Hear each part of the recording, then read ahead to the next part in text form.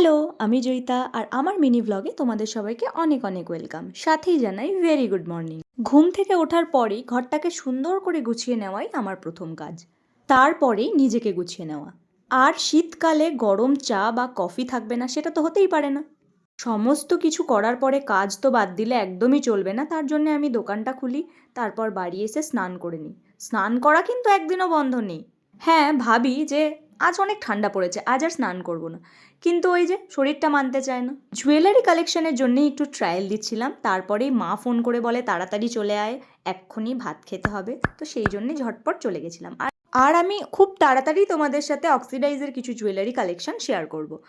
তো যাই হোক, তারপরে দুপুরবেলা একটু ঘুমিয়ে তারপর দাদাকে বলি একটু দোকানে আমাকে ছেড়ে দিয়ে আয়, তো দোকানে আমাকে একটু ছেড়ে দিয়ে আসে, গিয়ে একটু চা একটা বেগুনি পেঁয়াজি খাই। তারপরেই বাড়ি এসে দেখি মিনির খুব খিদে পেয়েছে, খুব লাফালাফি করছে, ওকে একটু খাইয়ে নিলাম। আর এদিকে আমার ভাই গ্রিটিংস কার্ড রেডি করতে বসে গেছে। তো দ্যাটস ইট ফর টুডে।